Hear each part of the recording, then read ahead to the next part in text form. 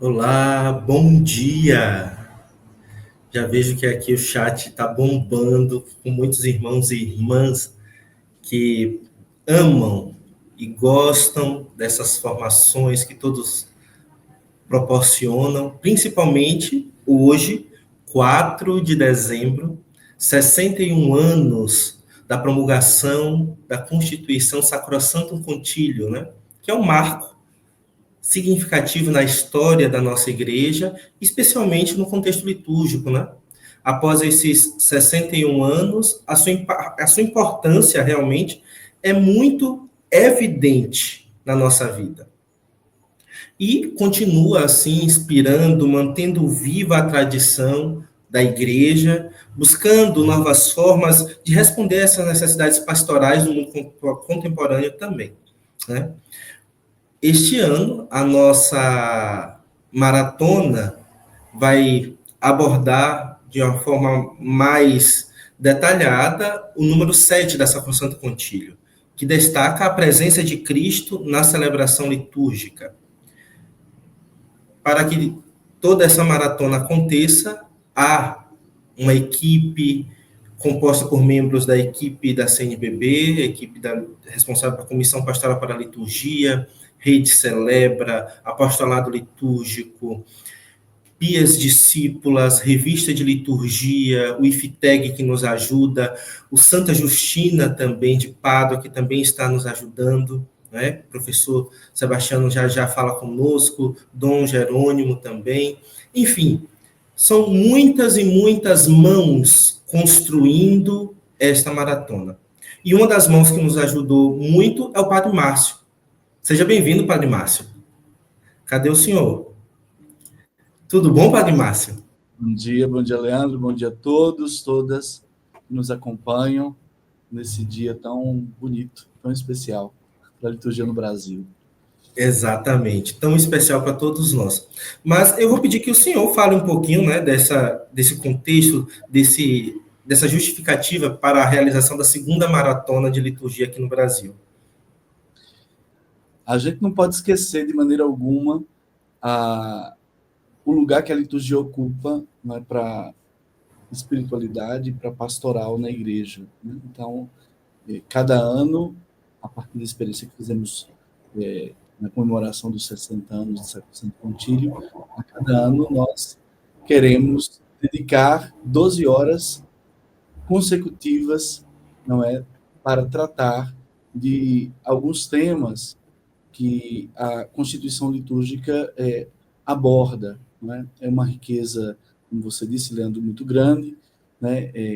Praticamente inesgotável, né? E sempre olhando para a experiência feita, olhando para aquilo que a reforma litúrgica tem nos legado, particularmente nesses últimos tempos desafiantes, né, em que a gente vê alguns dos princípios dessa reforma postos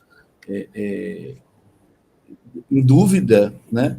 É importante que a gente retome tal riqueza, né? Então, é por esse motivo que nós decidimos, a partir da primeira maratona, né, fazer a segunda maratona e esperamos fazer a terceira e a quarta e assim por diante. Então, o dinamismo é muito simples, né? São 12 horas de conversa, de bate-papo, não é, com alguns personagens importantes para a liturgia no Brasil, acerca de alguns aspectos da Constituição Litúrgica. Esse ano, você citou há pouco, nós nos dedicaremos ao número 7, né, da Constituição Litúrgica, e toda a estrutura do dia de hoje corresponde a uma espécie de leitura praticamente corrida desse número 7, fazendo conexões, claro, com outras partes da Constituição Litúrgica e com outros aspectos da vida da igreja e da própria liturgia, né?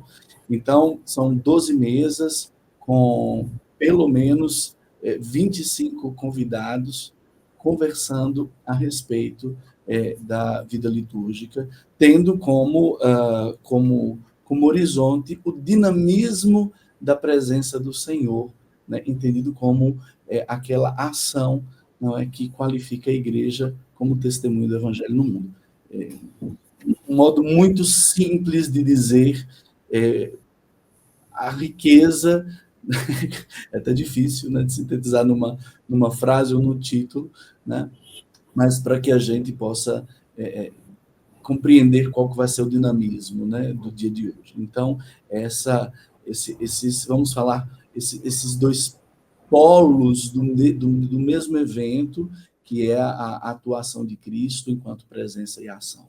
Então, nós vamos conversando sobre isso, passando aí, fazendo uma leitura do número 7 de Sacrosanto Contínuo. Ok. Senão a gente dá spoiler, né? E só destacar que como você disse há pouco, é um evento promovido, né, por várias instituições que cuidam da liturgia no Brasil, né? A Rede Celebra, a Associação de Liturgistas do Brasil, o Centro de Liturgia, a Comissão Episcopal para a Liturgia da CNBB, as Pias Discípulas, a Revista de Liturgia e a parceria, a gente não pode esquecer, né? Certo, Padre Márcio. FITEG e com o Instituto Pastoral. Então é isso.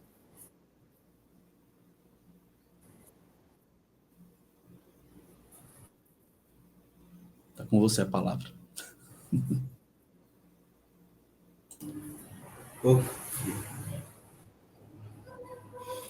Ok, Padre Márcio. Muito bom tê-lo conosco também.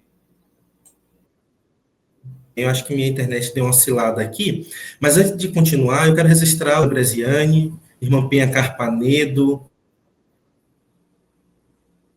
a Giovana, lá do Rio de Janeiro, do Rio, não, acho que Giovana, Dom Marcelo Molinero também,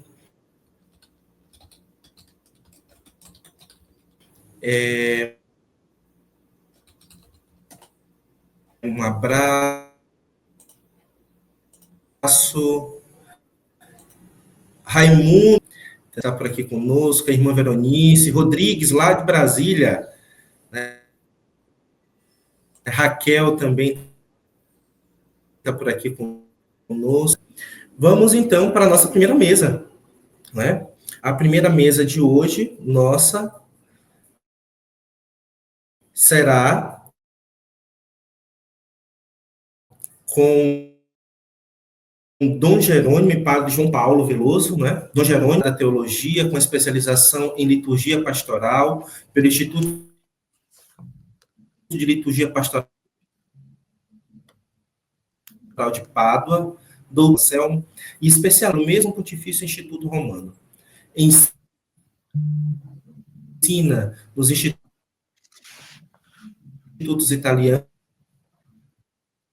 onde estudou, na Universidade Católica de Pérez, Centro de Liturgia, Dom Clemente Ismar, articulista da Revista de Liturgia,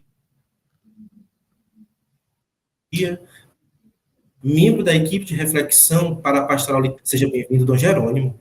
Também queremos acolher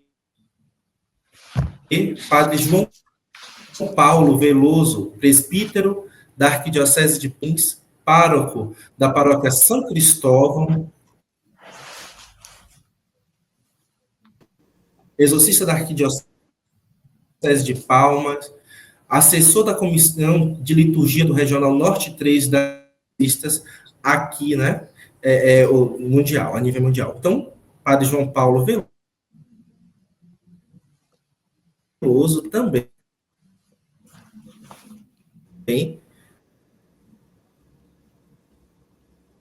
Muito obrigado. Acho que o Leandro está tendo dificuldade. Acho que o Leandro está tendo uma pequena dificuldade. Deixa eu dar as boas-vindas. Bem-vindos. Obrigado. Vamos começar já a conversa com vocês. A gente está um pouquinho atrasado, então vamos aproveitar ao máximo aqui com o Dom Jerônimo e com o Padre Veloso, que vão falar um pouquinho sobre a história, não é, a redação e a discussão do Sacrosanto Contínuo 7. Fiquem à vontade, a casa é de vocês. Bom dia a todos, a todas que nos acompanham, obrigado pela oportunidade. Nós, então, vamos dividir a nossa fala nesse primeiro momento em dois blocos.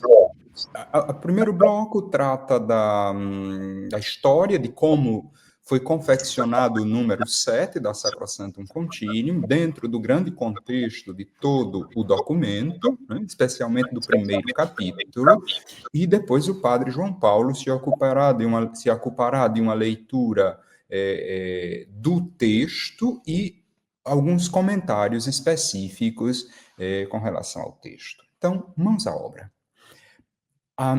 No dia 25 de janeiro de 1959, o Papa João XXIII, de modo muito surpreso, na Basílica de São Paulo, fora dos muros, anuncia o desejo da convocação de um concílio ecumênico para toda a Igreja. Naquele mesmo ano, poucos meses depois, no mês de maio, o Papa formou uma comissão que deveria preparar, digamos assim, a fase inicial do concílio.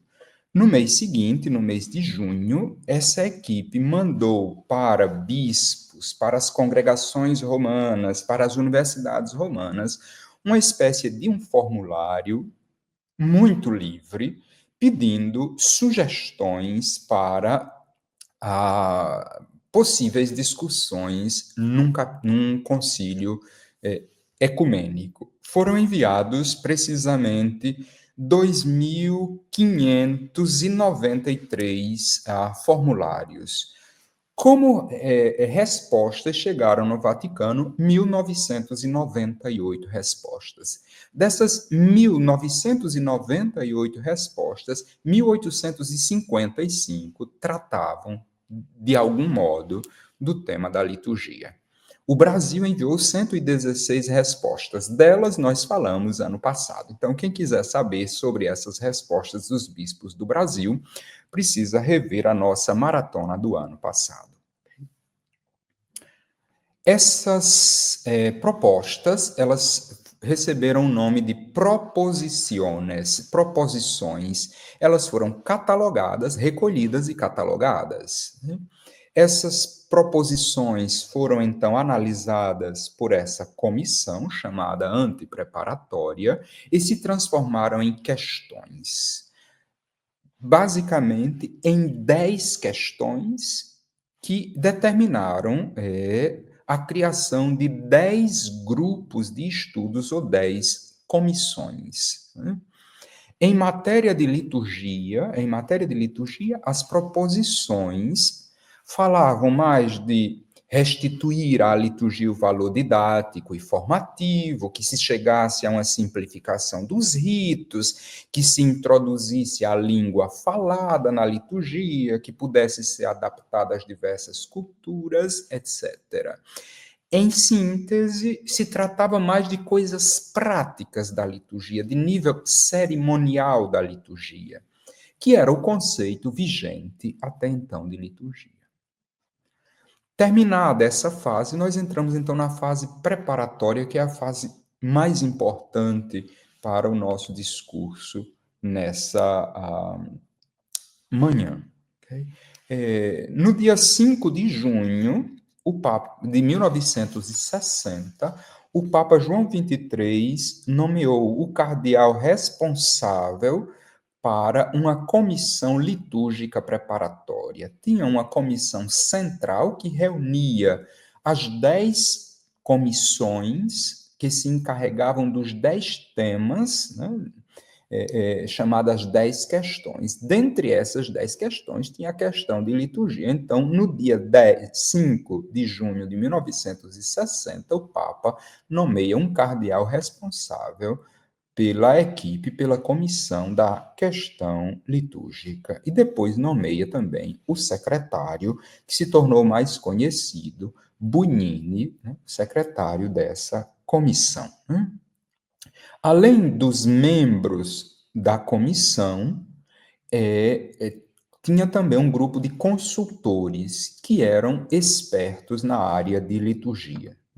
Começou-se imediatamente os trabalhos dessa comissão.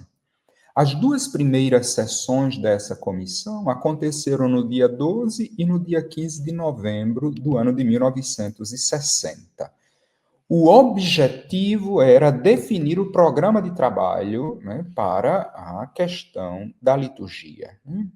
Alguns dias antes da reunião, a comissão, como normal, recebeu, então, a questão ou as questões em torno da liturgia, em matéria de liturgia. Na primeira sessão do dia 12 de novembro de 1960, um bispo chamado Dom Jenny, era auxiliar em uma igreja no norte da França, apontou que no esquema sobre o tema da liturgia faltava alguma coisa de essencial. Se tratava tudo de coisas práticas, mas faltava uma afirmação da doutrina, ou um capítulo que tratasse do mistério da liturgia e o seu lugar dentro da igreja. Imediatamente falou-se de um título para esse capítulo, que seria sobre o mistério da Sagrada Liturgia e sua relação com a vida da igreja.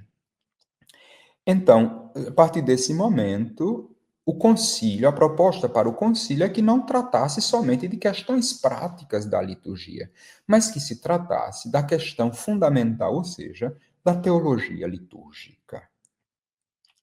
Ficando claro que a relação entre eclesiologia e liturgia é uma relação visceral. O projeto inicial era de 12 subcomissões. A partir desse momento, o projeto passa a ter 13 subcomissões. No mesmo dia foram, então, estabelecidas também o modo de trabalho, né? Para a estrutura dessa subcomissão que geraria o primeiro capítulo. Esse primeiro capítulo teria os chamados princípios gerais e fundamentais da liturgia, para explicar o lugar da liturgia dentro da igreja, explicar a centralidade do mistério de Cristo, o valor cultico, o valor de culto da liturgia, o valor soterológico da liturgia, o valor da salvação, a contribuição da liturgia para a salvação, e o valor ascético e catequético também da liturgia. O modo do trabalho era dessa forma. As subcomissões dos 13 temas elaborava um texto, mandava para a comissão central avaliava o texto, se o texto estivesse precisando de algum ajuste, mandava para a subcomissão, e assim até que se chegasse a um texto, digamos assim, aprazível. Em 1961, precisamente no dia 19 de abril de 1961, nós temos a primeira redação daquilo que se transformaria no número 7 da Sacrosanctum Concilium. E o texto diz dessa forma, a primeira redação: portanto, em cada ação litúrgica está presente Cristo, que nos fala e continua esta mesma obra de salvação que realizou enquanto vivia na terra e rendeu louvores ao Pai sem cessar.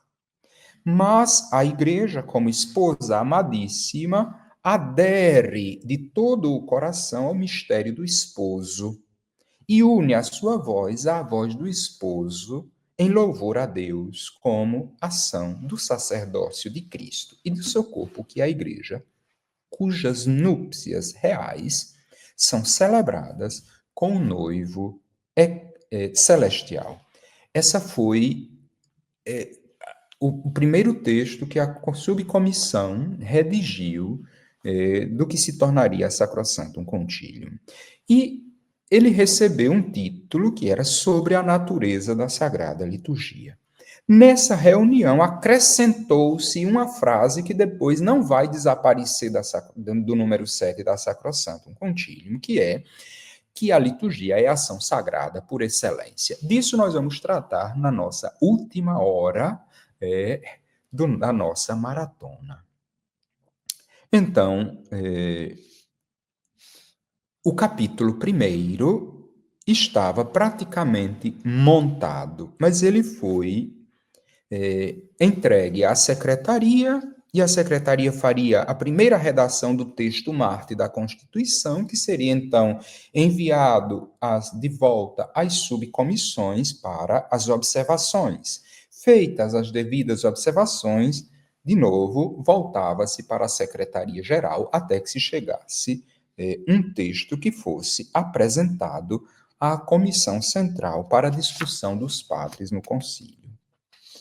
O capítulo 1º todo foi o que deu mais trabalho, né? Por conta que ele precisaria harmonizar muitos temas internamente.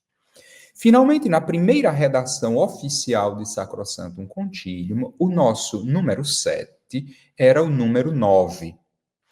E ele tinha como título a presença de Cristo glorioso na liturgia. Praticamente dividido em 3 parágrafos. O primeiro parágrafo afirmava a obra da redenção, né, que pode chegar a cabo por causa de Jesus Cristo presente na igreja. O segundo parágrafo afirmava que, embora em glória no céu, o Cristo continua operante na sua igreja. E o terceiro parágrafo afirmava que ele mesmo, na igreja, Cristo na igreja, continua cumprindo o augusto sacrifício e oferecendo-se a si mesmo. Ao esquema geral do capítulo, nós tivemos mais de 750 observações. 750 observações.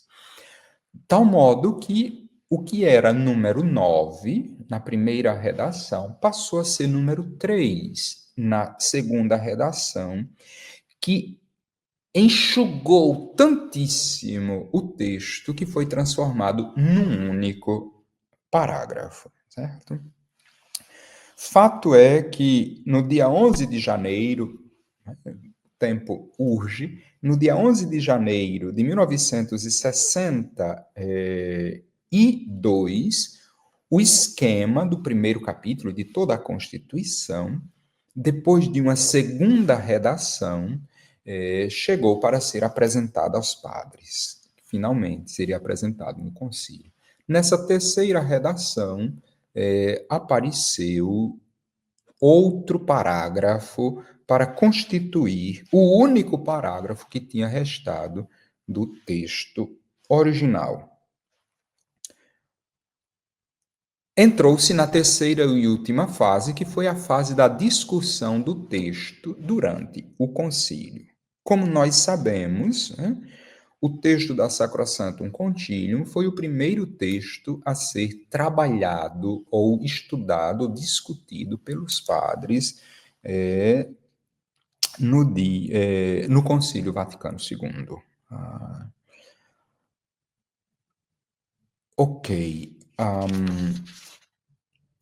Durante o laço de tempo das discussões em torno da Constituição Sacrosanctum Concilium, foram feitas 325 intervenções orais e 360 intervenções escritas.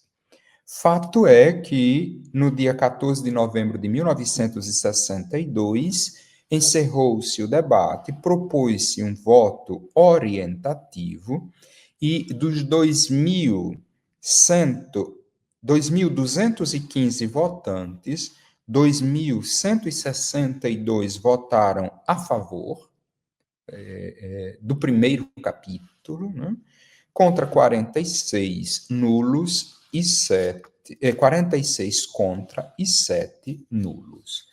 Nessa redação final, o número 3 foi transformado no número 7.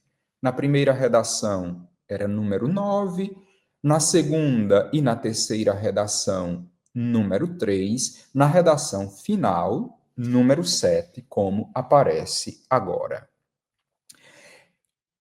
Retornando durante o concílio, retornando basicamente à sua estrutura da primeira redação, acrescentando elementos da segunda redação, por exemplo, a referência à leitura da palavra de Deus, mantendo o segundo parágrafo que foi acrescentado, né, que dizia da presença sacramental de Cristo, e alguns elementos, né, dos trabalhos da primeira reunião da comissão preparatória, né.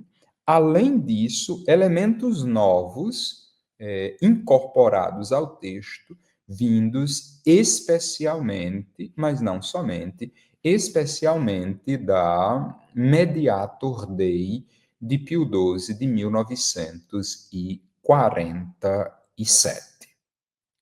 Como nós observamos, né, o texto do número 7 da Sacrosanctum Concilium tem um longo percurso redacional.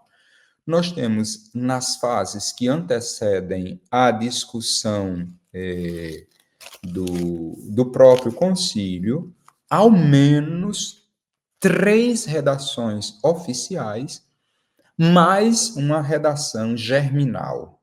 Então, esse texto passou por um longo processo de redação, com perdas de elementos, aquisição de novos elementos, recuperação de elementos. Para nos ajudar, então, a entrar na dinâmica do próprio texto, que é um texto consideravelmente longo, o padre João Paulo, então, vai nos ajudar nesse momento. Bom dia, Dom Jerônimo, que coisa boa poder falar contigo, revê-lo aí diretamente de Roma, que coisa boa. Bom dia a todas as pessoas que nos acompanham pelos canais do YouTube, pelos canais parceiros aqui dessa segunda maratona. Obrigado pelo convite de poder participar deste dia tão memorável, em comemoração ao aniversário da Sacrosanctum Concilium. Bom dia também ao Padre Márcio, né, um dos idealizadores deste evento. E aqui eu saúdo de maneira especial, né, as pessoas da minha paróquia que estão aqui também nos acompanhando nesse momento, as pessoas da nossa arquidiocese de Palmas, Tocantins. Bom, Obrigado, Dom Jerônimo, por ter nos presenteado com todo esse itinerário histórico da redação do número 7 da Sacrosanctum Concilium, que fala justamente sobre a presença de Cristo na liturgia, mas não só. Tem outros temas fundamentais neste número 7, que diríamos que é um dos núcleos basilares desse capítulo 1 da Sacrosanctum Concilium. O capítulo 1, esse capítulo teológico deste documento da renovação litúrgica, ele de fato traz todas as bases conceituais e rituais também, por que não, para todo aquilo que seria a reforma posterior. Entender a liturgia não apenas como rubricas ou como coisas a se fazerem, mas como uma ação redentora de nosso Senhor Jesus Cristo, com e através da igreja. É o que nós vamos ver nessa exposição aqui. Bom, Dom Jerônimo ele apresentou todo o itinerário redacional, e agora nós vamos ver como ficou, de fato, o número 7 da Sacrosanctum Concilium, um número que foi aprovado pelos padres conciliares. Como ficou a redação? Aqui eu vou apresentar o texto original em latim, mas irei lê-lo em português, né, dentro da nossa tradução oficial para a Igreja do Brasil. Né? Podemos passar aí a primeira? Muito bem. Então, o texto ele começa da seguinte maneira, né? Aqui está o texto em latim, vocês podem ver aí no slide, mas o texto em português diz o seguinte: para realizar tão grande obra, Cristo está sempre presente em sua igreja, e especialmente nas ações litúrgicas. Presertem in actionibus liturgicis. Agora começa as formas de presença de Cristo dentro da liturgia. Está presente no sacrifício da missa, tanto na pessoa do ministro, in ministri persona, pois aquele que agora se oferece pelo ministério sacerdotal é o mesmo que outrora se ofereceu na cruz, como, sobretudo, nas espécies eucarísticas, maximi sub speciebus eucharisticis. Depois, ele está presente pela sua virtude nos sacramentos, de tal modo que, quando alguém batiza, é o próprio Cristo quem batiza. Christus ipse baptizet. Está presente na sua palavra, pois é ele quem fala quando na igreja se leem as sagradas escrituras. Sacra Scripturae in ecclesia leguntur. Está presente, por fim, quando a igreja ora e salmodia, ele que prometeu. Onde se acharem 2 ou 3 reunidos em meu nome, aí eu estou no meio deles. Dum supplicat et psaliti ecclesia. Na oração e no louvor, na salmodia da igreja. Seguinte. Pode passar o próximo slide, por favor? Bom, depois ele continua dizendo, realmente, nesta grandiosa obra, pela qual Deus é perfeitamente glorificado, e os homens são santificados, veja, perfecti glorificatur Deus et homines sanctificantur. A glorificação de Deus é a santificação dos homens. Cristo sempre associa a si a igreja, sua amadíssima esposa, que invoca o seu Senhor e por ele presta culto ao eterno Pai. Seguinte, com razão, portanto, a liturgia é considerada como exercício da função sacerdotal de Cristo. A liturgia é considerada como exercício da função sacerdotal de Cristo. Christi sacerdotalis muneris exercitatio. Ela simboliza através de sinais sensíveis e realiza em modo próprio a cada um a santificação dos homens. Veja, persinha sensibilia. Nela, o corpo místico de Jesus Cristo, cabeça e membros, presta a Deus o culto público integral. E o último parágrafo fica da seguinte maneira.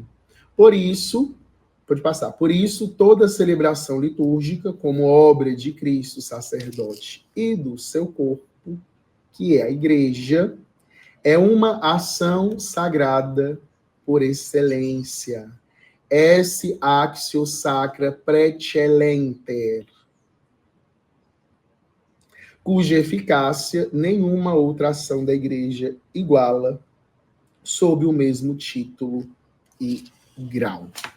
Bom, esse aqui é o texto, então, da Sacrosanctum Concilium número 7. Vimos todo o seu percurso redacional. Agora vamos ver algumas características dele. Primeiro, esse número, ele interrompe a sequência das fases da história da salvação. Os números anteriores, o número 5 e 6, que abrem este capítulo teológico, vão mostrar como que Deus Pai formou a história da salvação, passando pelo tempo da criação, pelo tempo dos profetas, pelo tempo do advento da primeira vinda do Senhor, até chegar ao tempo da pregação de Cristo e depois do envio do Espírito Santo. Então, ali acontece que a salvação de Cristo, a salvação de Deus, ela se realiza na história. E a liturgia é um ponto dessa história da salvação. Portanto, esse número, ele quer mostrar o seguinte, que a liturgia da igreja, ela faz parte desse grande plano de salvação da humanidade. A liturgia, ela é um ponto, é um momento da história da salvação. Por isso, a relação entre igreja e liturgia, entre salvação e liturgia. A liturgia, ela é ordenada para a salvação. Está dentro da economia da salvação. Mas por que a igreja, ela opera essa salvação através da liturgia? Porque a liturgia, ela tem esse caráter salvífico. A Sacrosanctum Concilium número 7 dá a base. Isso acontece porque Cristo está sempre presente na sua igreja. Cristo se faz presença na igreja. É Cristo que opera a salvação. Cristo está na igreja. E os atos da igreja são atos de Cristo. Cristo realiza a salvação através da liturgia e associa nesse ato a própria igreja. Quando a igreja realiza uma ação litúrgica, ela realiza essa ação em Cristo. É Cristo que realiza, como o próprio número diz, a partir da citação de Santo Agostinho, quando alguém batiza, é o próprio Cristo que batiza. Podemos seguir? Agora, vamos ver então essas 4 grandes formas de presença de Cristo na liturgia. Primeiro, Cristo está presente na pessoa do ministro. Veja, essa presença da pessoa no ministro, ela é justificada com a inserção de uma citação do Concílio de Trento, do Concílio Tridentino. Estamos na seção 22, sobre o santo sacrifício da missa. Então, foi colocada essa citação para mostrar justamente a continuidade hermenêutica entre o Concílio de Trento e o Concílio Vaticano II. Lembrando que, como Dom Jerônimo disse, essas formas de presença, esse texto redacional das formas de presença de Cristo na liturgia, não foi uma novidade da Sacrosanctum Concilium número 7. Essa redação, ela já se fazia presente na Mediator Dei de Pio XII.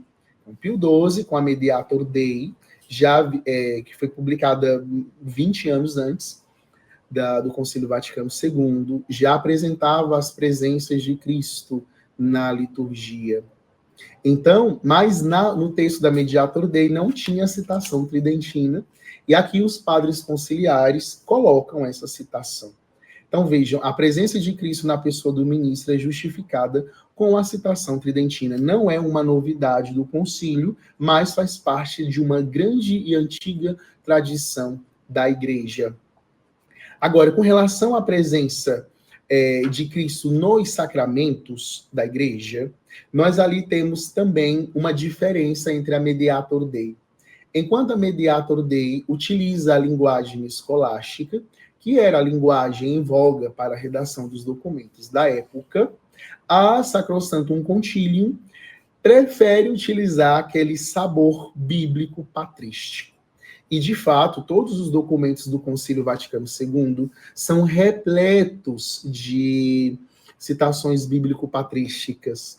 São documentos que buscam resgatar uma linguagem do primeiro milênio da Igreja. Então, ao invés de usar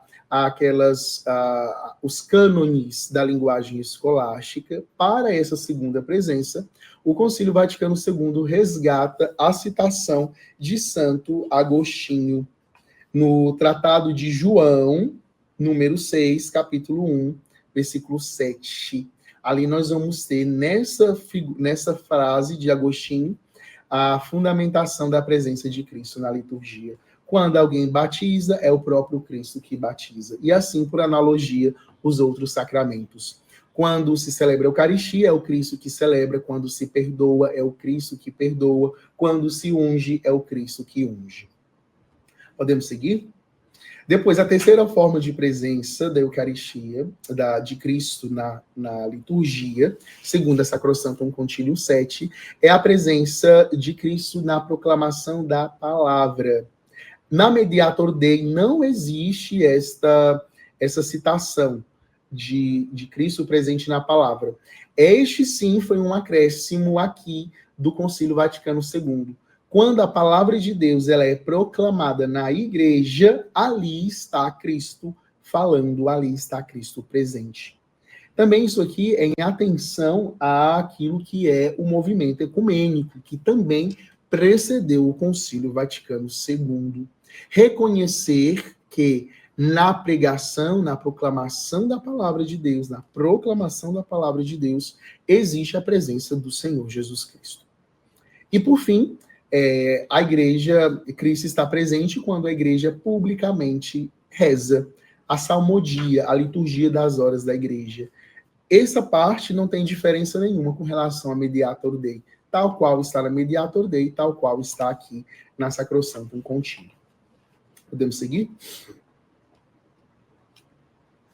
Bom, em outras palavras, o que nós podemos então inferir das presenças de Cristo na liturgia? A igreja realiza a obra de salvação através da liturgia na medida em que está unida a Cristo.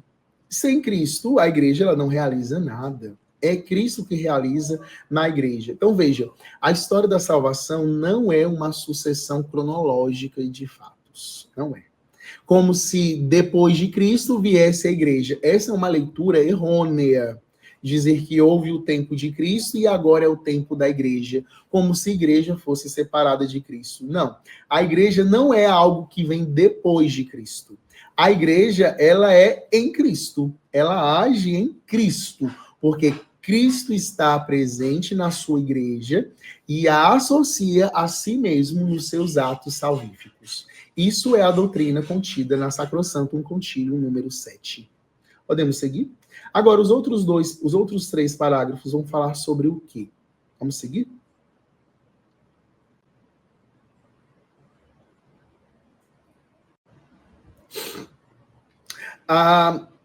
Essa exemplificação das presenças de Cristo, elas são indicativas, não são exaustivas.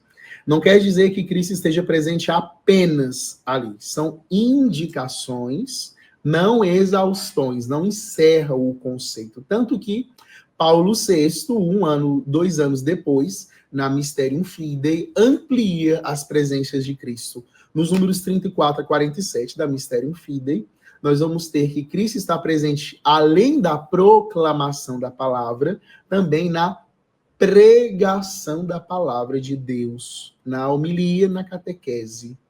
É interessante que essa proposição de que Cristo está presente na pregação da palavra de Deus, ela foi sugerida, estava no texto original da Sacrosanctum Concilium número 7, mas os padres conciliares rejeitaram, eles não colocaram, não.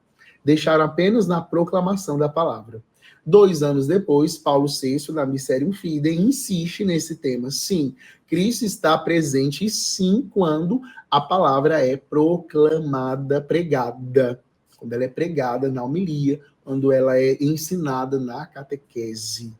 Tanto que depois nós vamos ter agora, na esteira do Concílio Vaticano II, todo um desenvolvimento sobre a teologia da homilia, né, com a coroa, que é o Diretório Homilético de 2014, no qual se fala que a homilia é palavra de Deus, tanto quanto as outras leituras. Então, isso é na esteira do concílio, é o desenvolvimento dessa doutrina da Sacrosanctum Concilium número 7.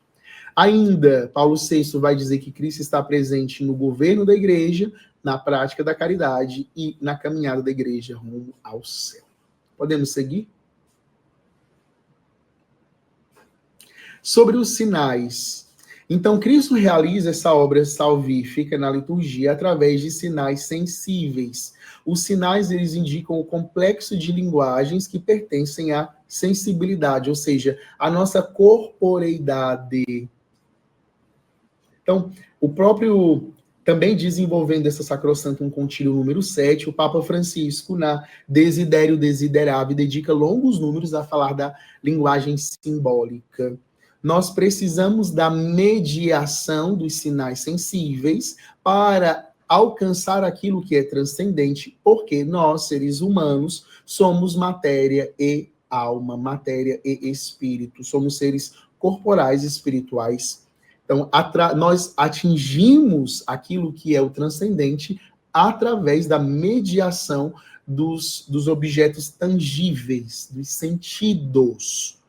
A liturgia ela não pode ser apenas intelectual. Ela necessita de tangência, de toque, de sentido. Necessita de tato, de olfato, de paladar, né?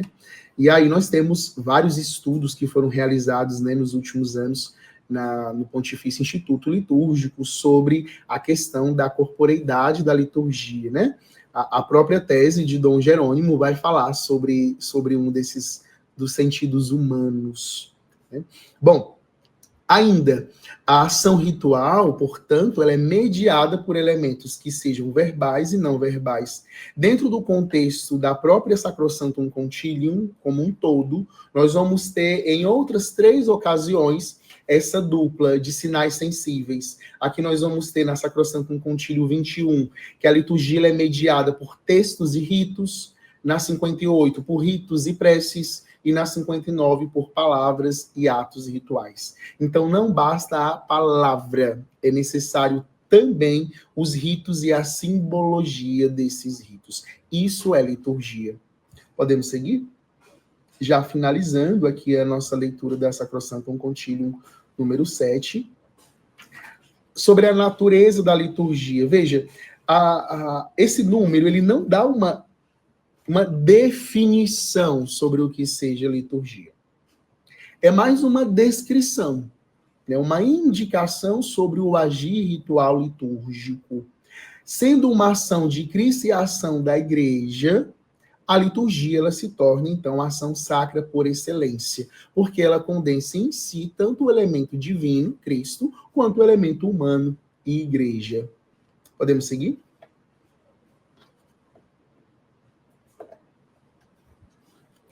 E assim, a gente já chega aos finalmente, dizendo que a liturgia, sendo uma ação sacra por excelência, ela tem 2 grandes funções. É um movimento duplo, é um movimento ascendente, ou a função anabática da liturgia, onde pela liturgia se glorifica a Deus. E uma dimensão descendente, é a sua função catabática. Ou seja, através da liturgia, Deus santifica os homens. É uma via de mão dupla. O nosso culto glorifica a Deus e, através dessa glorificação, nós, seres humanos, somos santificados e recebemos os frutos da salvação. Podemos seguir? Por fim, queridos, para encerrar esse momento, basta dizer que aqui eu trouxe a figura da orquestra. Uma orquestra, ela é composta por várias pessoas que tocam um instrumento, cada um com seu instrumento. E para que aconteça a sinfonia, é necessário uma partitura. Muito bem, a liturgia ela não existe nos livros. Um missal não é liturgia, um lecionário não é liturgia. Aquelas palavras encerradas ali dentro não são liturgia. A linguagem litúrgica, ela não é uma letra morta, ela não é rubrica, não é. A liturgia, a linguagem da liturgia é performática e ela se dá na ação da igreja. Quando cada ator, quando cada membro dessa grande orquestra abre a sua partitura e executa a sua partitura, ou seja, quando cada um faz aquilo que lhe compete, apenas aquilo que lhe compete, então nós vamos ter a grande sinfonia, que é a liturgia da igreja. Ela se realiza quando ela é executada na igreja, na pessoa de Jesus Cristo. E com isso a gente encerra aqui esse momento sobre a interpretação da Sacrosanctum Concilium número 7. Muito bem, João Paulo. Olha que maravilha. Nós voltamos, digamos assim, a olhar o número 7 de Sacrosanctum Concilium, né? Na sua complexidade, desde o processo histórico da formação até o processo que eu estava pensando enquanto lhe ouvia, de um texto costurado, né? Porque quando a gente vai à primeiríssima redação, nós encontramos alguns elementos, alguns termos que ficaram, né, presentes ao longo de todo o processo, desde a primeiríssima redação, né, de 61, né, até a última redação de Sacrosanto Concílio, a sua aprovação em 63, como, por exemplo, a presença de Cristo, um tema, né, central, né? Outro tema que está bem no começo, essa ideia da união do esposo com a esposa, né? Essa ideia na dimensão mística, né? Depois, essa ideia da celebração litúrgica como ação sagrada por excelência, que vai ser introduzida na primeiríssima redação da subcomissão, né? Antes daquela redação, digamos, da primeira redação oficial. Depois nós vemos também que, estando no coração mesmo da história da salvação, né, nós encontramos elementos antigos, né, que o concílio foi buscar, por exemplo, nos textos, nas ideias do Concílio de Trento, que, por sua vez, espelham, né, uma síntese de toda a teologia sacramental medieval, né, o Concílio de Trento, e depois também unindo a essa linguagem, digamos assim, medieval, né, uma linguagem de sabor bíblico, patrístico, né, a teologia dos padres do primeiro milênio. Isso mostra que o concílio ele não despreza o que vem imediatamente antes, mas tem a capacidade de reler, né? Reler esses elementos. Né? Uma pergunta talvez bem pessoal, João Paulo, para nós. O que mais lhe chama a atenção, o que mais lhe faz vibrar no número 7 de Sacrosantum Concílio?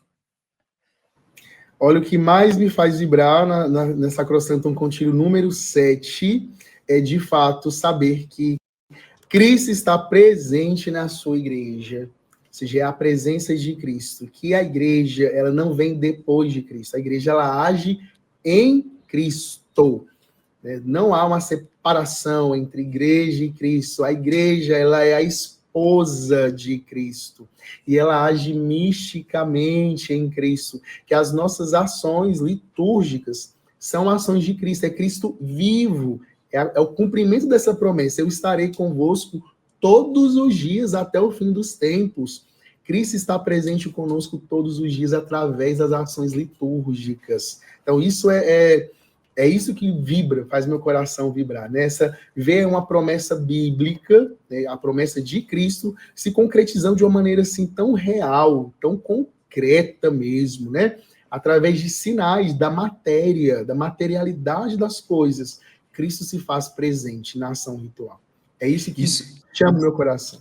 Isso é tão interessante porque não é uma presença, digamos, conceitual, nem uma presença intelectual, não, mas é uma presença concreta, tangível, né?